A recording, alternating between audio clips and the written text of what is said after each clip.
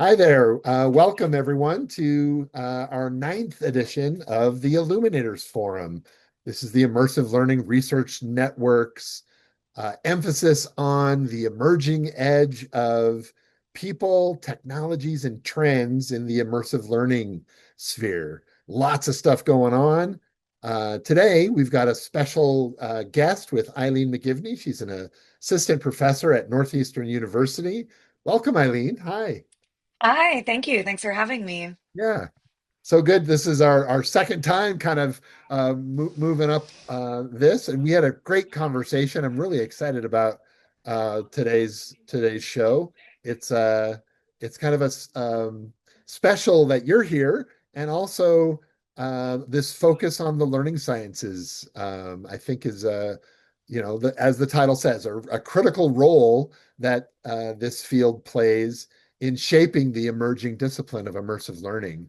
And your work has done or is doing so many great things in this area. So what a perfect, appropriate guest to have on. So thank you for making time for this. Thanks for having me. Yeah. So just thought we'd let everybody start off. The Immersive Learning Research Network is a worldwide global organization that seeks to uncover the evidence and amplify what works in immersive learning. And as part of that, with this fast changing field, things moving along quite rapidly with the technologies and the people doing great things with immersive learning, we seek to sort of shine a light on the emerging edge of change in extended reality and immersive learning by regularly highlighting or illuminating the people, the trends, and the technologies that are impacting. This helps us to kind of sense make what's going on in immersive learning, and the better that we can think together, strategize together, and stay connected. Thank you for joining us. So today, again, sort of this special focus on the learning sciences, which is Dr. McGivney's area of specialty. And we just kind of wanted to start a little bit talking about what are the learning sciences. And I put just together a couple of quick slides kind of as an introduction, because many people may not know the learning sciences. It's a multidisciplinary sort of way of working that integrates, among other things, cognitive psychology, educational theory, pedagogies, and human development. It allows processes and ways that these groups of experts can work together to anchor these various kinds of technologies and goals so that the end products are work in the real world, and we can make sure that the user or the learner um, needs and ways that people learn gets thickly into that kind of design. So attention and memory and transfer of learning remain a central focus. That motivation and engagement, beyond just the sizzle that this is a new technology, but how do you meaningfully engage people and work towards the variety of different people's motivations, as well as sort of making sure that the social and cultural dimensions of learning are well represented within the design itself. This kind of helps us prevent this technology first design that is really easy to do in this emerging field where things are really shiny and look really interesting, and people are just automatically really kind of excited about diving into it. But by anchoring it into learning, um, this helps us to kind of co-create. Um, so that's kind of an idea. Does that kind of fit? Like I'm not like constantly in the learning sciences field. Eileen, does that do it justice? Is there something that to be added there? Yeah, I think that's a really nice starting point, highlighting kind of the interdisciplinarity of Yeah. the learning sciences and how it's a field that, has emerged with this really kind of broad and ambitious goal to understand both how people learn, but also how do we design for learning as well. So I think capturing that too, as far as like how do tools and pedagogies and curricula play a role. Mhm. Um, I think one thing a bullet point I might add is that the learning sciences has a big emphasis on context.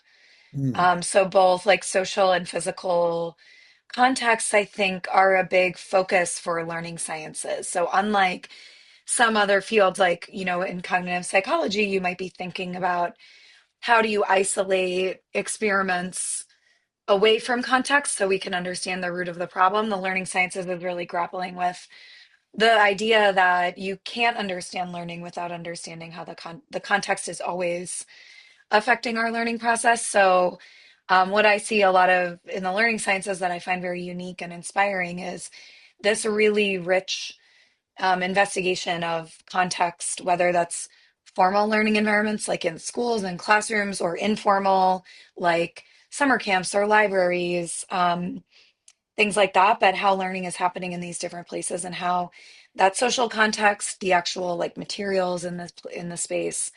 And I also think that's important when we think about, immersive learning too, because that's essentially what we are designing for, is designing, aspects of the context virtually, um, right. as well. So I think that also is a nice way it connects to a lot of our work in, virtual, augmented reality, immersive technologies too. So, but yeah, I think this is a great start.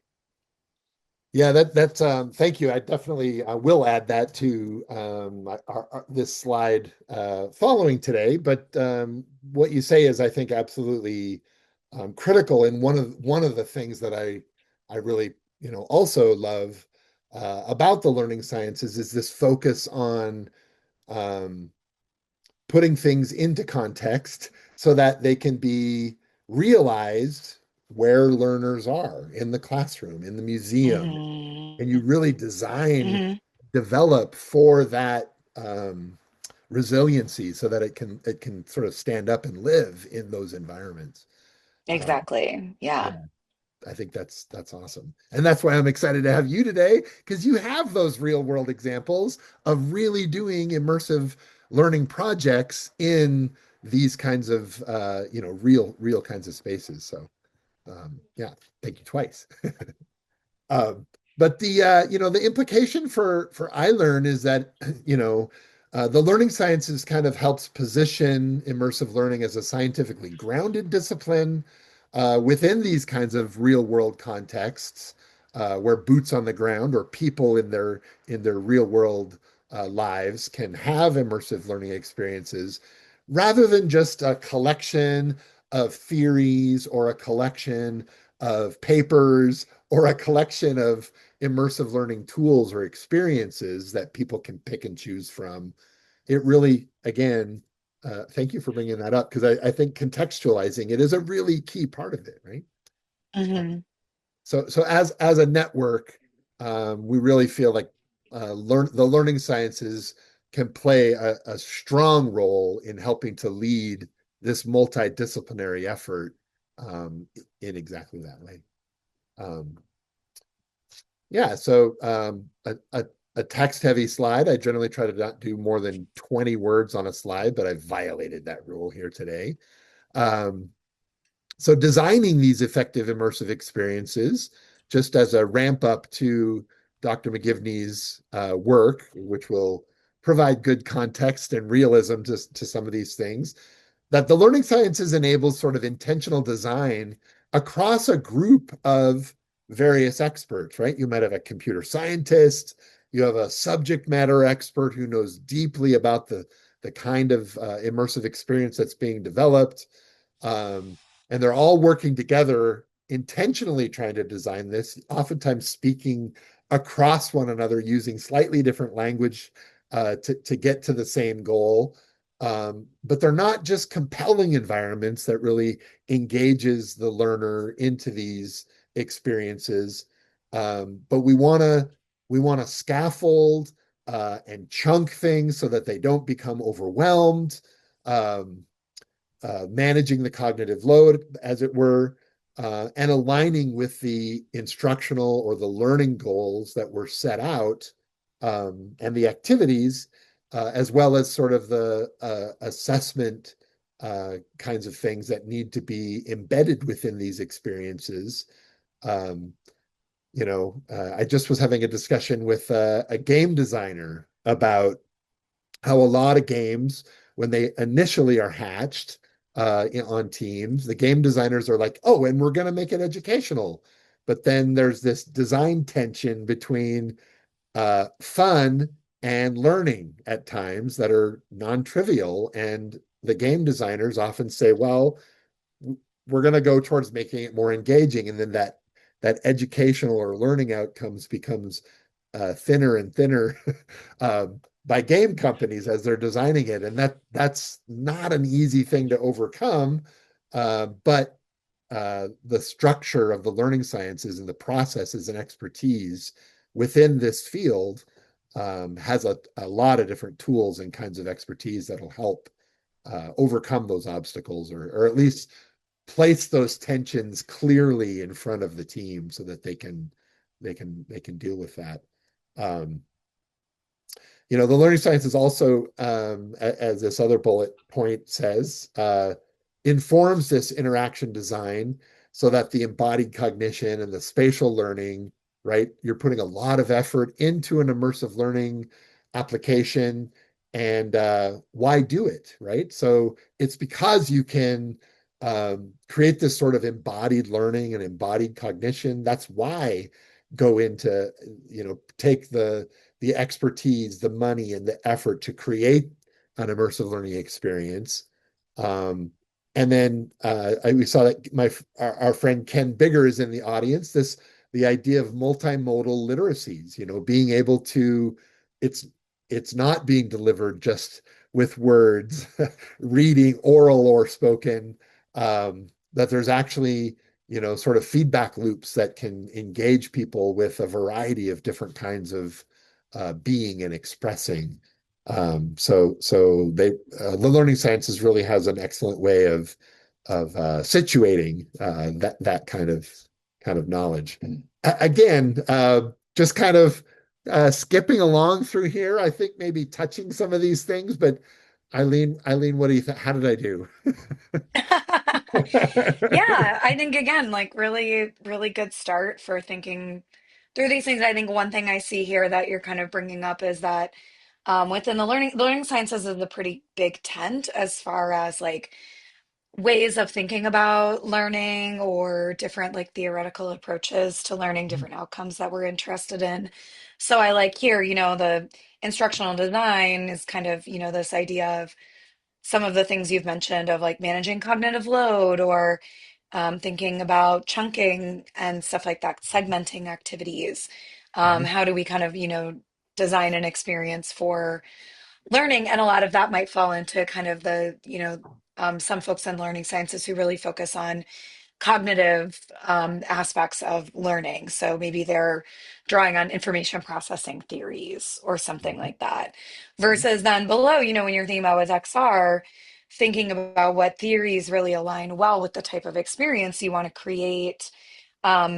Something like embodied cognition is something that I see a lot of learning scientists experimenting with XR in, because embodied cognition is the idea that nothing happening in our brains is happening without our bodies. And so, how do we kind of design learning experiences, and how do we better understand learning as a full body process instead of something that's just information being processed in the head? So, um, there's kind of a wide variety. And on another side, you had Vygotsky and sociocultural learning. We also have lots of folks drawing on constructivism, Piaget, or constructionism, Pat Parrott.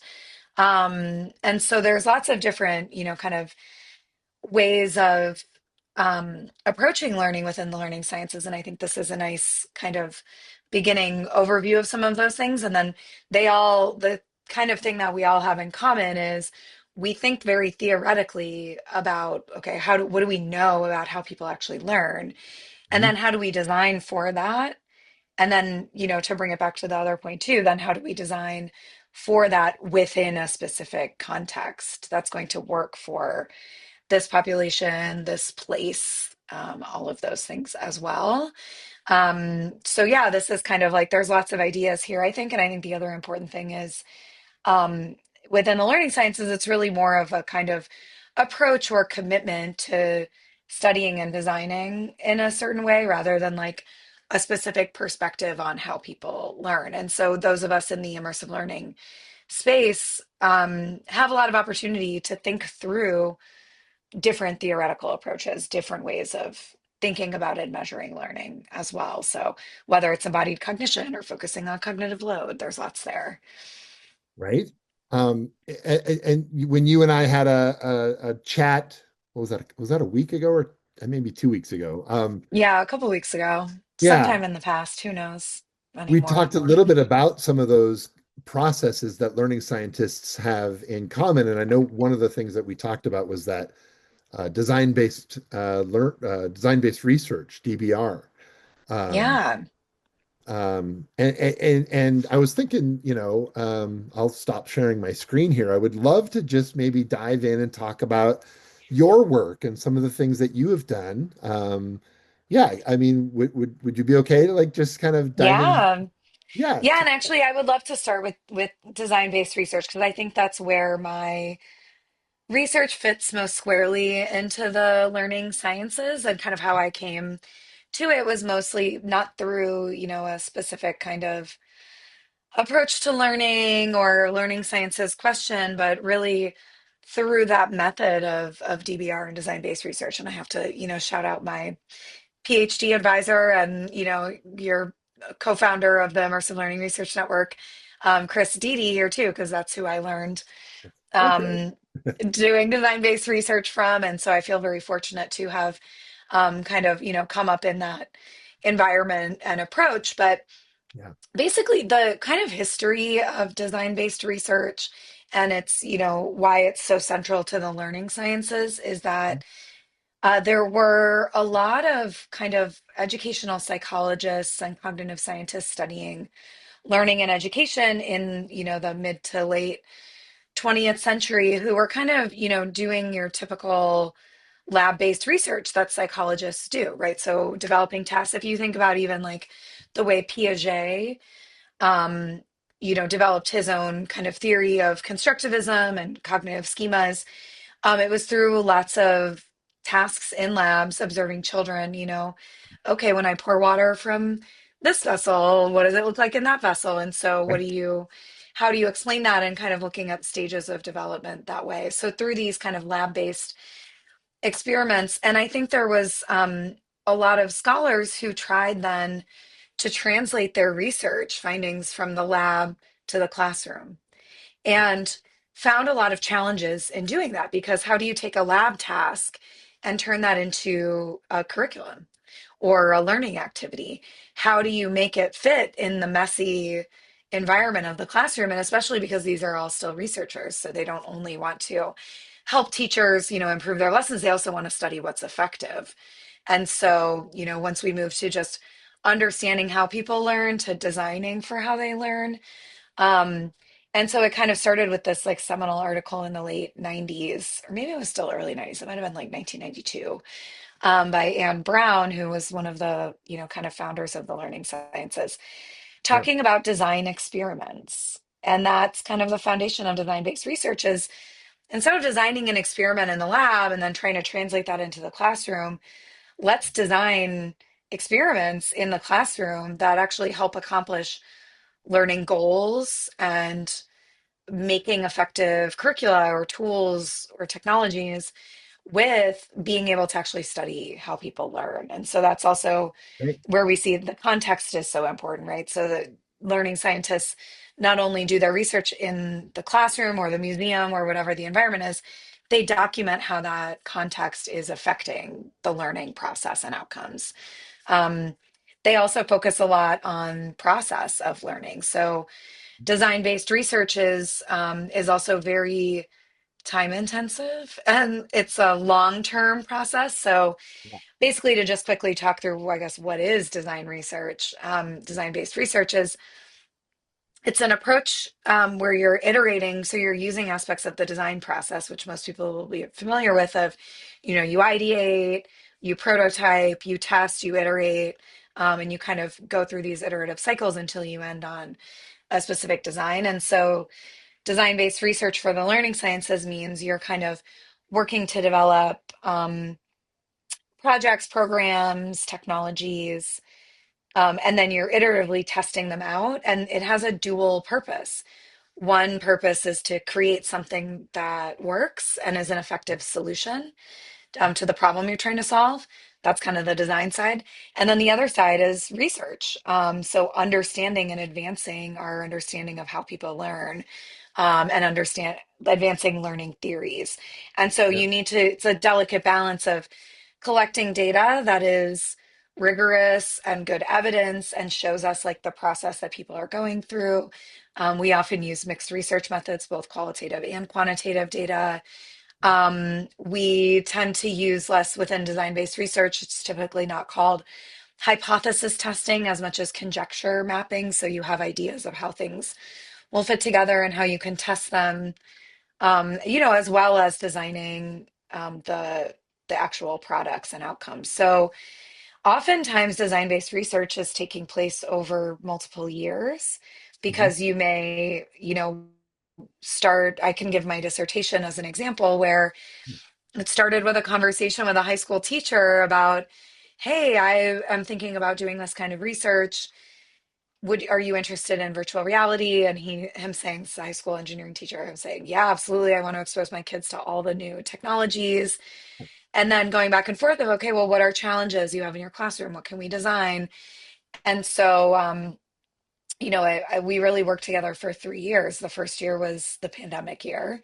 And so we had Google Cardboards and we sent them home with kids who had smartphones, high school students had smartphones, and we could do VR field trips with 360 videos over Zoom and Yep. then have breakout rooms and help them. So we're looking not at just, what is the activity they do with the immersive tech, but also, you Yeah. know, what do they need to do right after to reflect on it, those kinds of things. Okay. Um, that was the first year. The second year, then we developed a whole curriculum when they were back in the school using head mounted displays and VR field trips over 4 lessons, Mhm. and working together. And so thinking through the logistics of the classroom, thinking through the data collection, thinking through what learning outcomes he wanted to see his kids, improve with. And then the third year kind of being a condensed version of that to try out, okay, let's actually figure out how we could take all the things that took us months to do in the classroom and put it in a couple of days. So, like, it could be a curriculum any teacher could pick up if they had access to some headsets. And looking at, how we would do that without all the researchers in the class and all of that. So, kind of that like iterative design. And within Mhm. that, lesson to lesson, we were also changing the lesson plans, changing the activities. One good example is, in a traditional experiment, you would come up with your experimental model ahead of time and then stick with it. But with design-based research, like the first lesson we did with the kids in VR field trips, I had planned out this whole activity where they would do a VR field trip. This one was to Antarctica and the National Geographic, like Antarctica experience. Yeah. And then they would like sit down, fill out a post survey for my research, and do some written reflective activities. Yeah. Good And design. yeah, Right. something that should work, something I'd read about in other research studies that seemed to work. Yeah. And the everything went great with the VR. The kids had a Uh-huh. great experience. As soon as they sat down and we gave them like a writing activity, the Oh. energy left the room. They were like, I don't want to do this. And they'd been dying to talk to each other about what they just saw. Like, Uh, yo, did you see the penguin off that cliff? Did the avalanche? Like, yeah. they wanted to like talk about it. And we made them sit down and write. And so most of them wrote almost nothing. Um, and so then we adapt for the next lesson. We didn't worry so much about like, let's preserve the research study. It was like, let's do something that's going to work better. So we put them in small groups and had them have discussions about those reflections instead. And we recorded them, and that was our data instead. And it was great. Um, so lessons like that with design-based research, like we're getting the data, we're looking at what they learn. But we're also kind of adapting and iterating throughout, Yeah. which is different from a lot of like lab-based research. Anyway, I realize I've been talking for a while now. Oh no, this is totally fascinating and an excellent, real world kind of peek into this. There's so many things, you know, while I was going through the slides, I was sort of pontificating about how, there's real world outcomes. You added that necessary fourth bullet of having context. Hmm. But now you just illustrated this in a beautiful way about, adapting to the real world contexts and your original really good hypotheses about how to do this didn't land on their feet in a way because the students were at a different motivational level when they took the VR headsets off and weren't really in the mood to do the writing thing, which was the survey. So Yeah. so flexibly you moved around that and that becomes sensitivity to the real world. And I think that's such a great example. Yeah. And then it gets channeled into other projects, right? So another example right now that we're working on is I'm on um, a collaborative project with other faculty here at Northeastern, and we're experimenting with using an AI character inside a VR experience Mhm. who prompts the reflection in action. So knowing that, like the students after they do that VR field trip, if they just take the headset off and go to their next class, Right. we know from everything we know about learning, like Right. the reflection, it's the debrief is where the learning happens. This is Right. experiential Right. learning. So here's another framework, that you can kind of use within the umbrella of the learning sciences is something like experiential learning, I think is where XR can fit in really well too in immersive learning.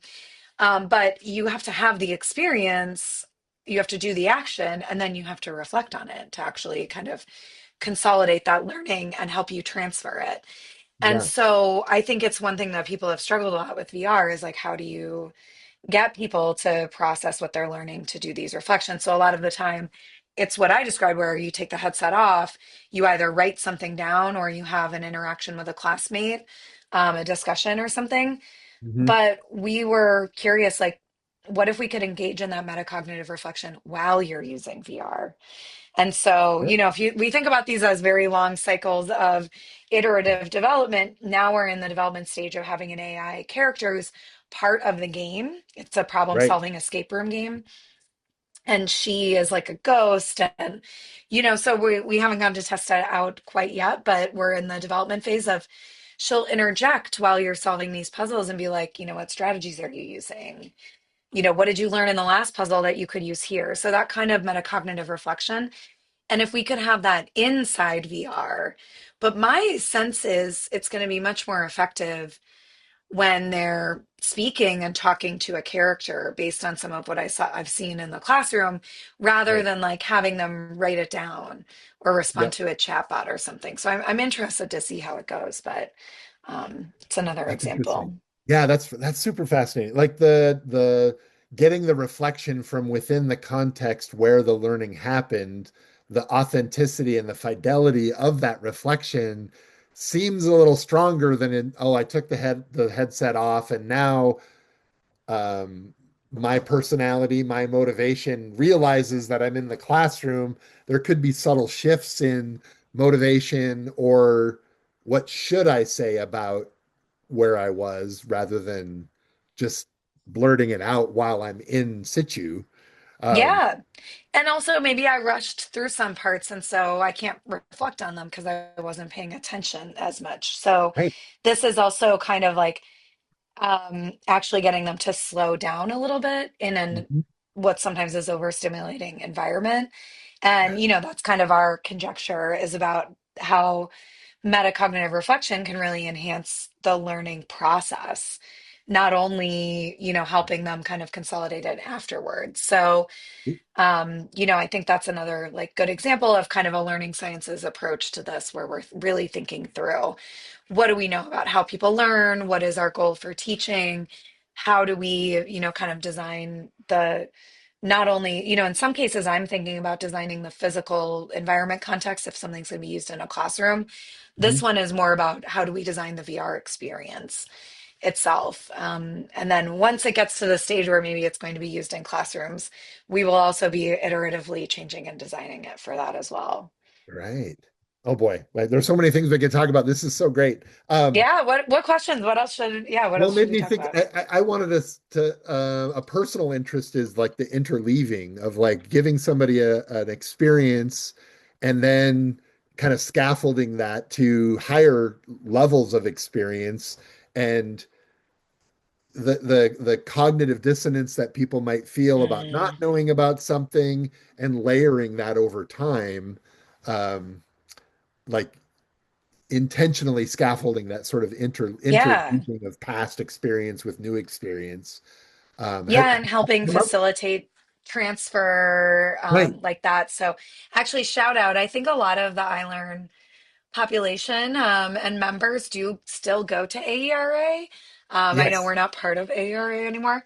But I at wish we AERA, were. myself and my colleague, who I also have learned a ton about design-based research from, Tessa Forshaw, Oh, she and I are leading a workshop on metacognition and design-based research. uh-huh. So also like even talking, she's really an expert in learning transfer. So Mm, how do we use metacognition and different designs, especially with she works with a lot of adult populations and in workforce contexts to help people transfer, especially, with um, the changes to the labor market and how we all are, operating in so many different jobs. And even if you're in the same job, the role has changed yes. because of, changes in technology and labor market.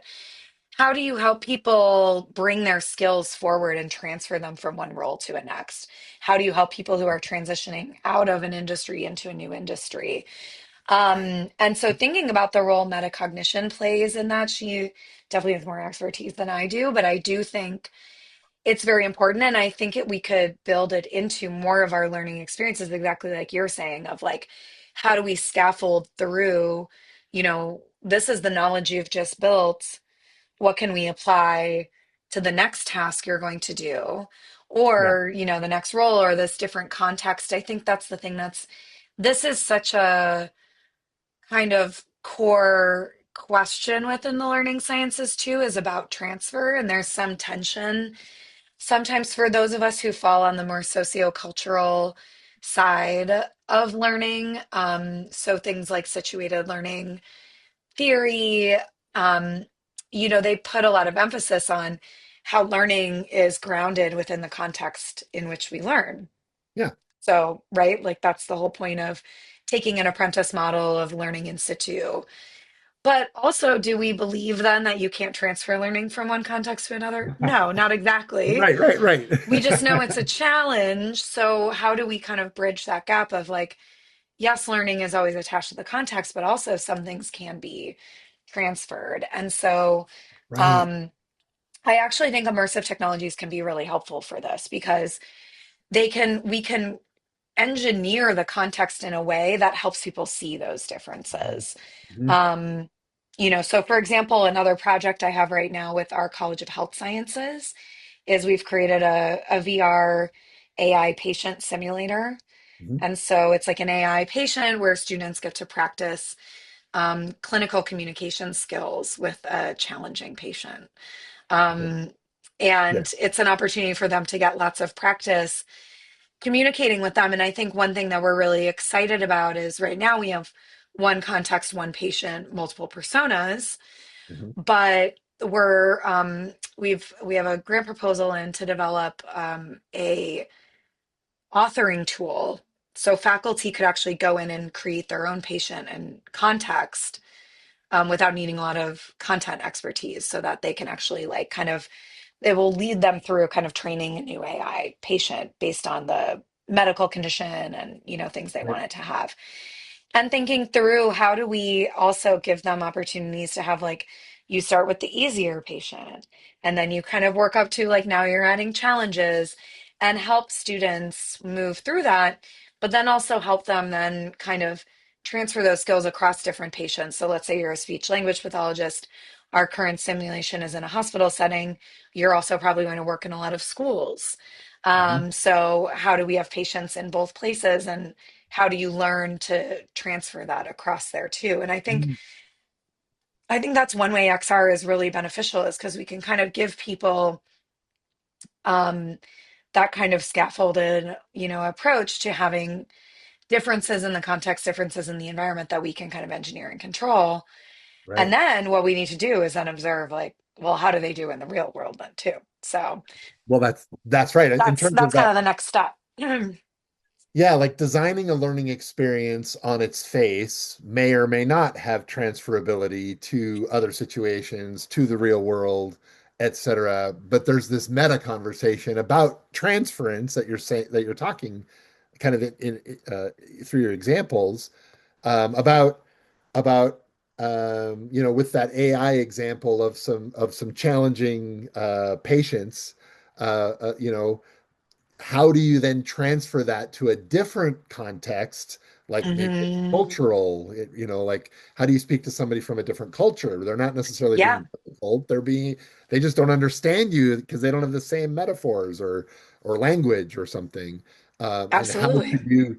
how can you then how can organizations, instructors, and designers of immersive learning take the designs and figure out how to make that learning resilient across contexts. Um, Yeah. I can feel sort of this design conversation that could be had or probably is happening that might lend itself towards being able to make these learning experiences transfer in different ways and getting a whole language around making that happen.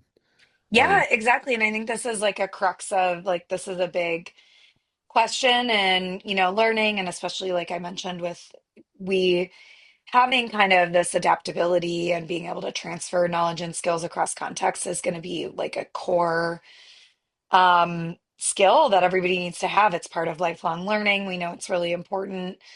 And then thinking through, I actually think XR can be a really valuable tool to help people with this. And so, from a learning, just to like put out there, as far as we're thinking about how could the learning sciences be very informative for iLearn and immersive learning, mhm. thinking about like some of these are like core questions that then we could grapple with, of like, what do we really need to know about transfer from the virtual to physical world? How Right. can we get more studies done where we're designing tools that are effective, Hmm. and iterating their development, and, kind of focusing on this, but also answering some of these key questions about learning and about learning transfer. So, for example, we're going to be doing that virtual patient simulator next week and the week after.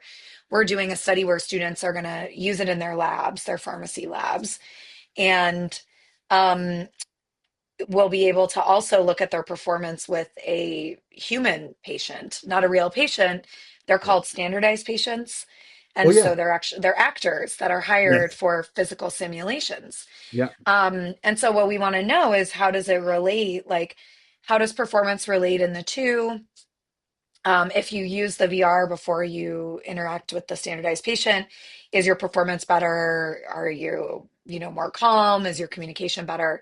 So also looking at, that kind of transfer, that's like a little step.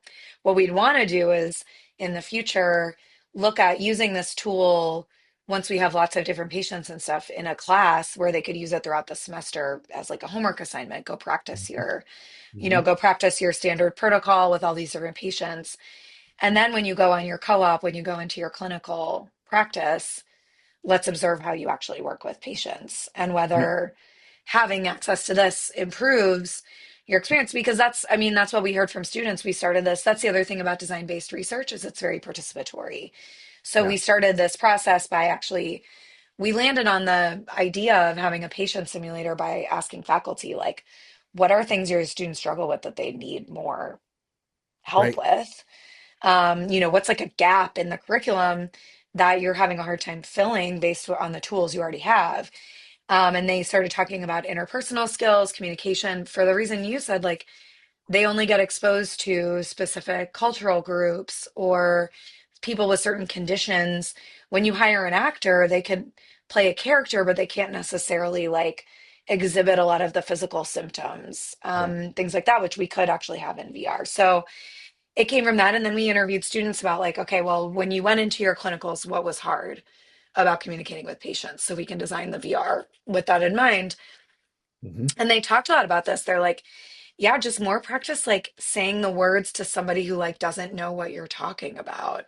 Yeah. And more practice like being in a kind of stressful environment and having to collect all this information when like this person is in a lot of pain or something like that. So we really listen to them. And I think that's another kind of key piece of the DBR process is that it is very like grounded. That's another way it's grounded in the context is you design with the people who Yeah. are going to use it as well. So it has that kind of participatory piece too. So Right. I forget now, I'm going on a tangent, but I forget where we started.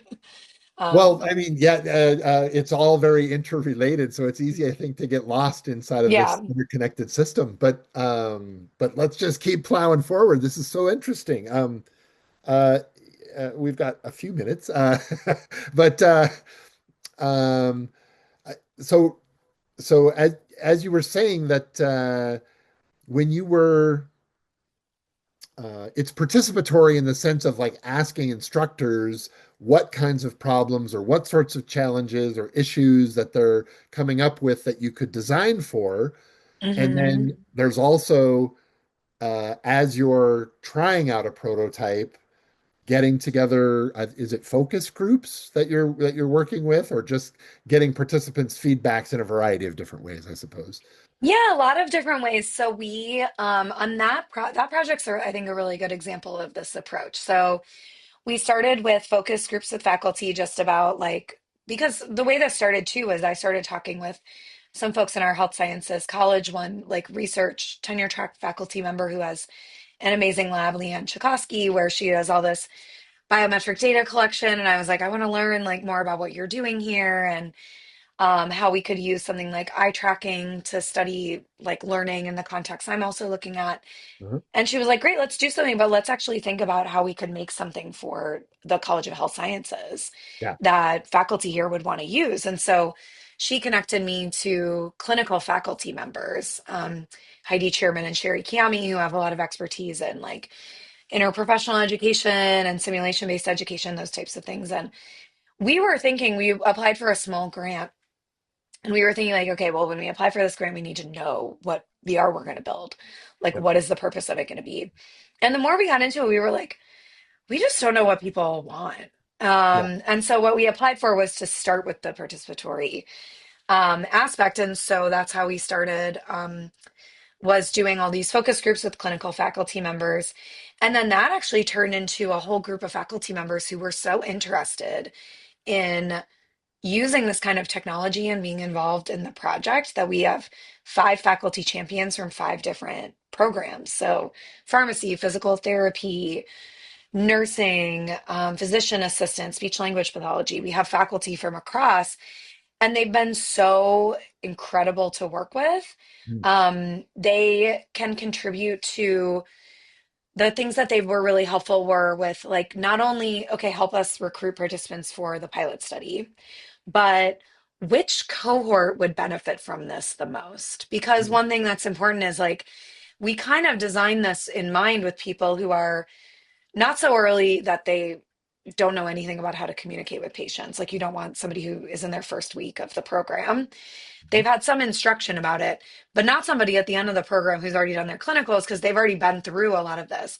So it's Right. kind of that like pre-co-op, pre-clinical, but they've had classes where they've gotten to practice a little bit on peers, on standardized patients. So they helped us figure out what is that. They also helped us like one of the things about the patient, to be honest, like the technical side of this patient is like not that impressive. We use like a commercial program plugin where we're using an AI model. Um, we, designed it in Unity with pre-existing assets and avatars and things like that. And like, it's fine, but it's a prototype for sure. Yeah. Yeah. But the thing that makes it really authentic is that the patient really responds, and I can't tell you this, but this is what other people tell me, responds how patients actually respond. And so the faculty were good at that too, because they were like, oh, here's the information he needs. Yeah. Here are the types of things that if somebody says them, the patient is going to like calm down and start cooperating. Here are Mm. the things that if you don't like, what if you say he's going to get worse? Those types of things. So they've just had so many years of experience in the clinic working with patients. Yeah. And so they were able to like try it out and give feedback. And then we did a pilot where we had 40 students from those 5 programs come in and try it in a lab setting, not in a classroom setting. We got their feedback, and then the faculty also scored their performance Hmm. and the performance of the AI. So, like, that did he pass muster as like a real Yeah. patient? Um, and so they've been involved in all aspects. And then basically now they're like, okay, I'm going to use it in my class. And so that's one of the reasons why next week we're trying it. I'm kind of like, I don't feel like it's ready. You know, it's not like anything you can just put on and like jump Yeah. into and everyone can use it. We need like people there to set it up. It still runs on a PC and you have to show them how to use the controllers and stuff. So it still needs work, but the faculty were like, no, no, no, this is going to be really helpful for my students. So like, I just want to use it even if it's not perfect yet. Yeah. Um, and so that's also the kind of feedback that I'm getting in this process too. Yeah. Um, but yeah, it's like been a really great project. And I also think like that's such a good counterexample to the people who like roll their eyes about how faculty are so hard to work with and teachers don't want to learn new Yes. technology. Right. I'm like, that is not my experience here. And I think part of it is this design-based research approach where we didn't make a commercial tool and then try to sell it to you. We Right. also, you know, didn't just buy headsets and put them in your lab. We really worked with them to be like, well, what would you want? And then it turns out if you make something they asked for, they want to use it. Yeah. So, yeah, it's been a really good experience actually. Rather than here's a tool that is designed for you, but it won't work for you, and you have no idea how your students will benefit, but play with it. Yeah.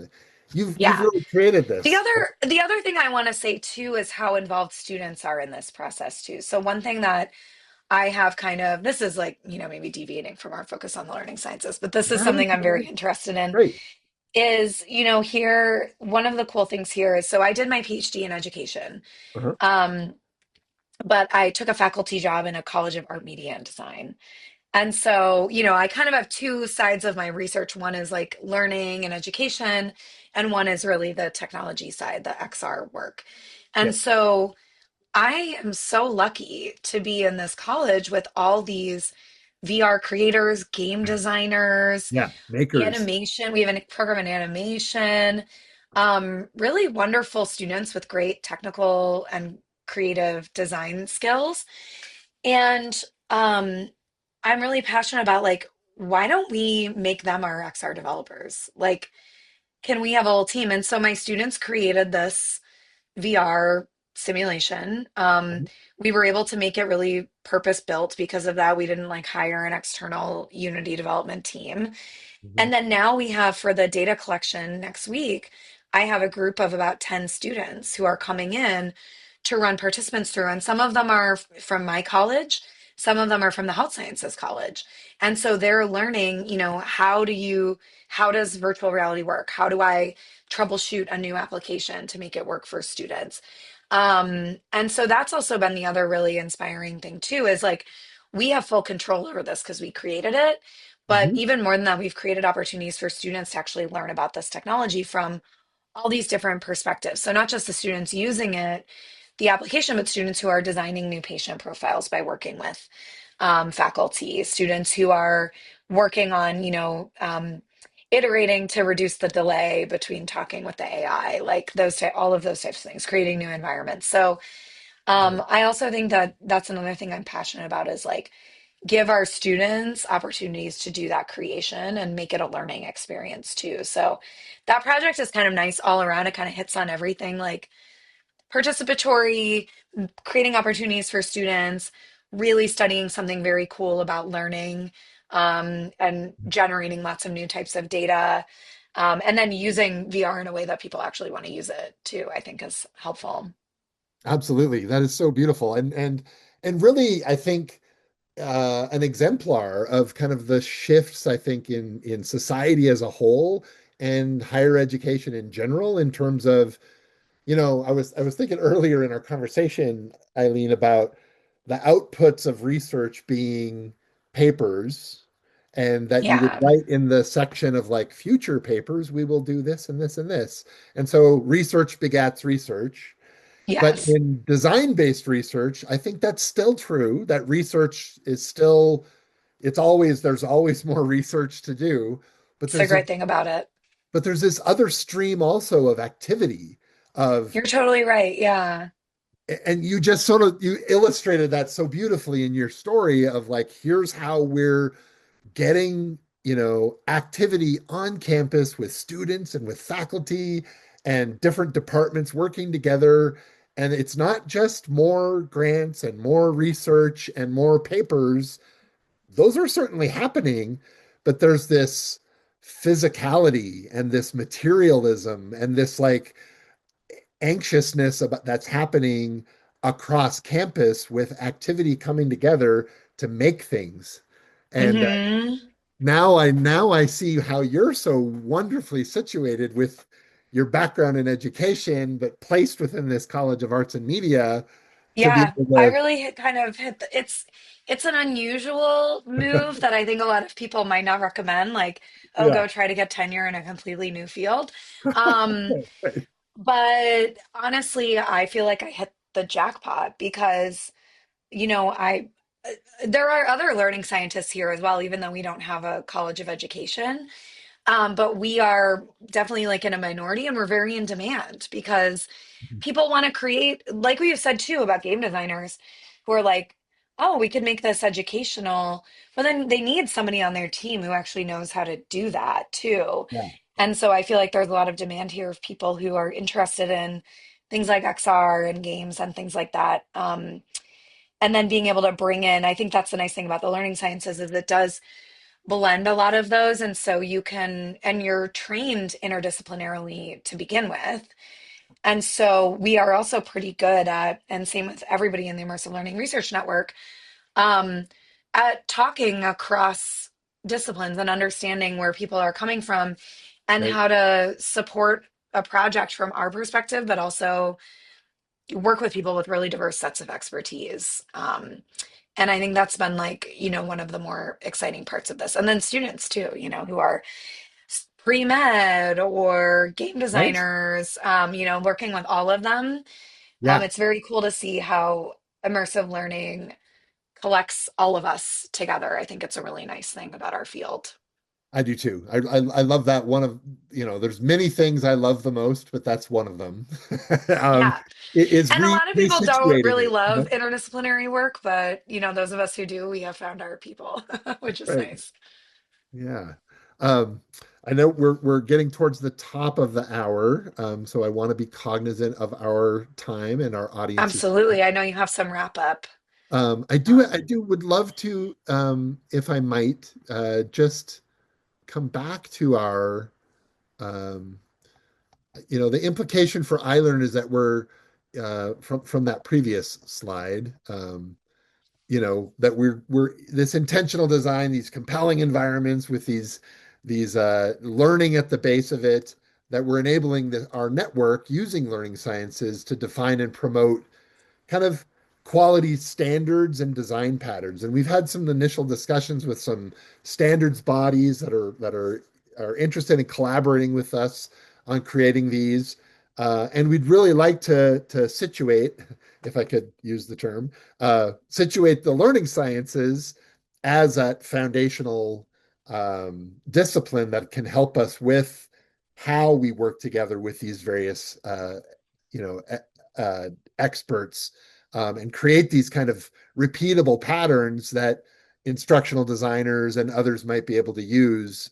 So really excited about that, and thank you so much for helping to illustrate so wonderfully how we might be able to do that. Um, and then just two more slides on how we might advance immersive learning itself as this emerging discipline. So we've been working for some years, starting with the American Education Research Association with Chris Deedy and others, on working to create sort of this shared language that researchers in computer science and game design, education can all start to share, and talk to each other, publish in the same journals, go to the same conferences, and develop that, but also anchoring sort of our collaborations, um, in a way that we can cumulatively build our knowledge, create testable hypotheses, and really work in the way that I think science um, does, as well as supporting ethical and equitable practices as learning, human learning and human thriving, I think is the goal here. So the learning sciences, I think, are key for helping the immersive learning research network to build into this field building organization of stewarding this knowledge and stewards and creating this global dialogue. Of course, this Illuminators Forum is one way that we're trying to create this dialogue, and through the Circle of Scholars, which you're now a part of, and I want to thank you again for joining the Circle of Scholars, Thank you Eileen. for having me. I love being part of it. Thank you. But that's as a way of like, how do we sort of synthesize these patterns and create those leadership opportunities where the whole, immersive learning research network and global community can participate in dialogue. Um, so yeah, there's lots of questions, lots of things to do. But coming up, we're getting ready for our 12th annual conference in online on the 14th and 15th. We've got an amazing online conference that's shaping up, and then on to Athens, Greece, June 27th through the 30th. And things are moving pretty quickly. We should have our full programs released for both contexts released soon. And I'm hoping people who have not submitted will take a look and sign up to be attendees, either online. There's still a bit of time if you want to come to Greece. We've got a great field day that we have. Our pre-conference day, we'll be going to Nafplio, which is a lovely seaside town in Greece, the original uh, capital of Greece, Nafplio. And it's going to be absolutely fantastic, where we are hoping to create this open society of immersive learning, using a model that I think was, kind of originated in Athens, Greece, where people could come and talk and learn.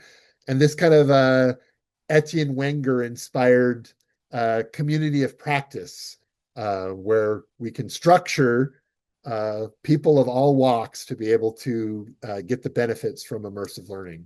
So next week, we hope to have another Illuminators Forum.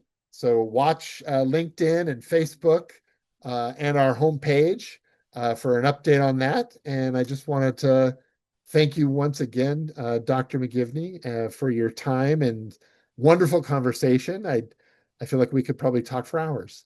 Yeah, I think we definitely could. And hopefully we will at iLRN. So thank you so Sounds much great. for having me here. Absolutely. This has been a pleasure. And thanks to everybody who tunes in and listens. I'm happy to talk with anybody else about these things if they're passionate. So Yeah.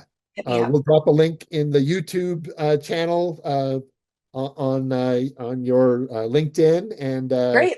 yeah, And oh, I also wanted to say, yeah, the through my LinkedIn or my faculty page, you'll find my lab website, and I have some like videos and more information about all the projects I talked about. So feel free to check that out if anything sparked your interest about, wanting to see what these projects actually look like. perfect. Yeah, we can also drop those in the YouTube channel so people can Perfect. Great. quickly follow that up too. So awesome. Well, thank you. Have a wonderful weekend. Thanks, you too.